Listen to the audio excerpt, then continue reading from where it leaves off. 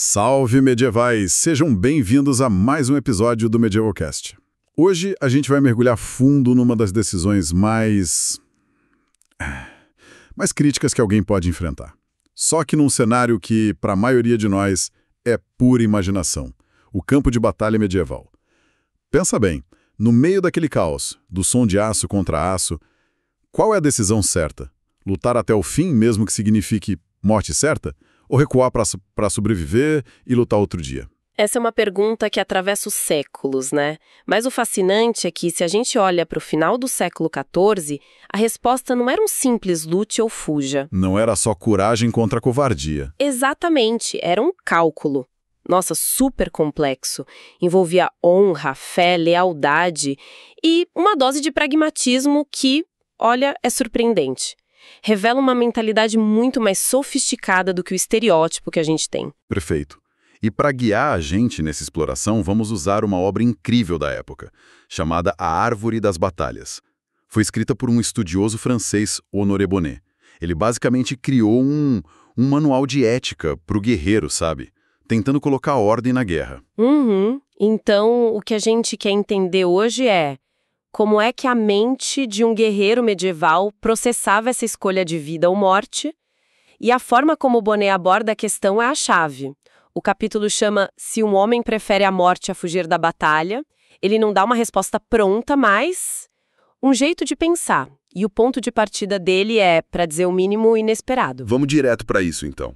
O Bonnet começa, de um jeito quase chocante, defendendo a fuga. Sim. Ele cita o filósofo e diz algo que soa, nossa, incrivelmente moderno, tipo, é melhor escolher o que mais agrada. É claro que viver é mais agradável e agradável do que morrer. A conclusão dele é direta, de modo que é melhor fugir do que esperar pela morte. E isso por si só já é uma bomba. Desafia toda aquela imagem popular do cavaleiro que busca a glória na morte. A primeira coisa que esse guia de guerra diz é: olha, sua vida importa. Seu instinto de sobrevivência é válido. É o ponto de partida. É o ponto de partida. O Bonnet chega a dizer que a morte é a mais terrível e mais forte de todas as coisas.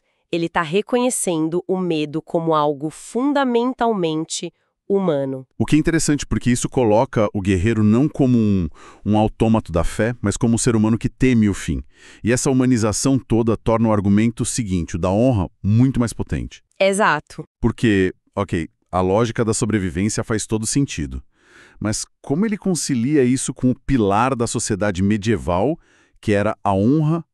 Um cavaleiro não seria, completamente desmoralizado se simplesmente fugisse. Essa é a tensão central que ele explora.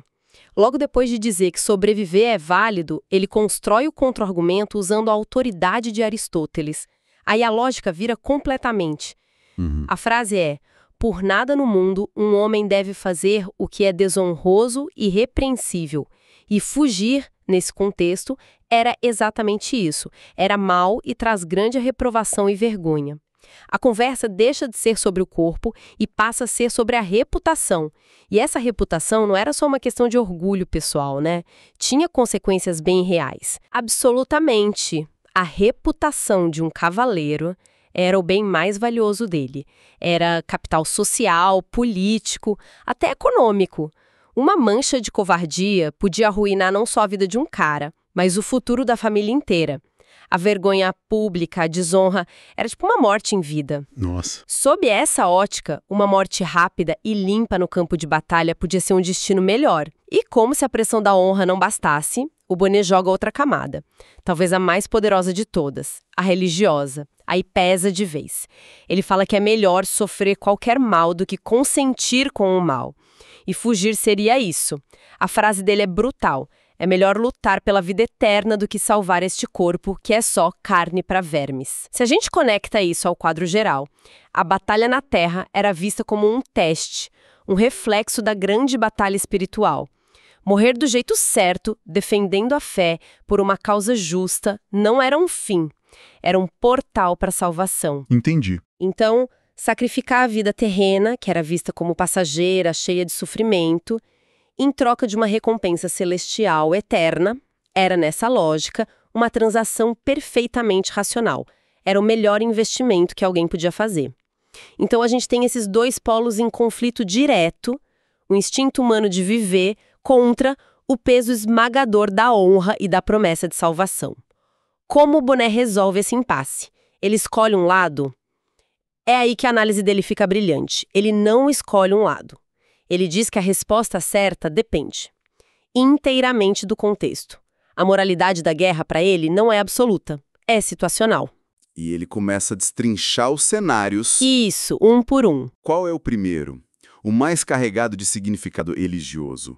Uma batalha entre cristãos e sarracenos. Uma guerra de fé. Certo. Nesse caso, a regra é quase inflexível. Se uma fuga de um cavaleiro puder causar a derrota de todo exército cristão, ele tem o dever absoluto de ficar e morrer. A justificativa dele é clara. Ele sabe que morrerá pela fé e será salvo. É um martírio garantido, uma passagem direta para o paraíso. Exatamente. Então, nesse caso, a decisão é quase matemática. O sacrifício individual se justifica pelo bem coletivo da cristandade e pela certeza da salvação. O indivíduo, a sobrevivência dele, fica em segundo plano. Isso. A guerra aqui transcende o político, o territorial. Ela se torna existencial. A escolha não é mais sobre a vida de um homem, mas sobre o destino da fé. E a morte vira o ato final de devoção. Mas isso não soa um pouco como um chamado ao sacrifício cego? A recomendação é sempre o martírio, não importa a circunstância, contanto que seja uma guerra santa. Parece simples demais? Ótima pergunta. E é justamente aí que o Bonnet nos surpreende de novo com o pragmatismo dele. Ah, tem uma exceção. Tem. Ele imediatamente pergunta: e se a batalha já estiver perdida? Se a maré virou e a derrota é inevitável? Um cenário onde sua morte não mudaria absolutamente nada no resultado final. Um sacrifício fútil. Precisamente. E nesse caso, se o cavaleiro sabe que ficar ali é inútil e ele tem uma chance real de escapar, a recomendação do Bonnet muda 180 graus. Ele diz: eu digo que ele deveria ir. Não tem glória nem sentido em morrer por nada. Isso é fascinante. É quase uma visão de, sei lá, gestão de recursos humanos em plena Idade Média. É bem por aí. Aquele cavaleiro não é só um homem, é um ativo militar. Custou caro treinar, equipar. Desperdiçar esse ativo num gesto vazio não faz sentido estratégico nenhum. É exatamente essa a lógica. Bonnet se revela aqui não só um moralista, mas um pensador estratégico. A vida de um guerreiro experiente é um recurso valioso. Preservar essa vida para lutar em outra batalha, uma que possa ser vencida, é a decisão tática correta. Aí a retirada não é covardia. Não, é inteligência. Ok, mas e se o cenário for ainda pior? A batalha está perdida, a derrota é certa, e ao olhar ao redor, o cavaleiro percebe que fugir também é impossível. Ele está cercado. Tentar correr só vai resultar em ser caçado e morto pelas costas. O que fazer nesse beco sem saída? Nessa situação desesperadora, a lógica do Bonnet volta para o pilar da honra. Ele diz que, se a morte é inevitável, o cavaleiro faria melhor em ficar. A escolha não é mais entre viver e morrer, mas entre como morrer. Ele passa a ter controle sobre a narrativa da própria morte. Exato. A agência do guerreiro está em como ele enfrenta o fim. Morrer em combate, de frente para o inimigo, se defendendo os companheiros até o último suspiro, isso preserva a honra, mesmo na derrota. É uma morte trágica, mas digna. Uhum. Ser pego e morto durante uma fuga humilhante e fútil é só vergonhoso. A escolha é entre morrer como um lobo ou como uma ovelha. Fica claro que cada detalhe da situação importa. Isso cobre a Guerra Santa. Mas e a realidade mais comum da guerra medieval na Europa? Que eram os conflitos entre senhores cristãos. Não era uma guerra pela fé, mas a serviço de um barão, de um rei. A lógica muda. Muda completamente. O dever religioso, que era supremo no outro cenário, dá lugar a um dever terreno, mas igualmente sagrado. O juramento de lealdade feudal. O juramento feito ao seu senhor. Sim. Nesse contexto, Baudelaire afirma que o guerreiro deveria estar disposto a morrer para manter o juramento de sua fé a seu senhor. A lealdade pessoal vira o princípio que guia tudo. E ele é específico, isso vale tanto para os vassalos, que deviam serviço em troca de terra, quanto para os soldados pagos, os mercenários. Ah, interessante. Ambos fizeram um juramento de serviço, estão presos pela palavra dada. Então, o juramento a um senhor se torna uma espécie de contrato sagrado.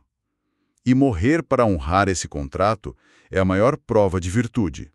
Quebrar isso seria a pior traição possível. Era a cola que mantinha toda a estrutura social e militar de pé.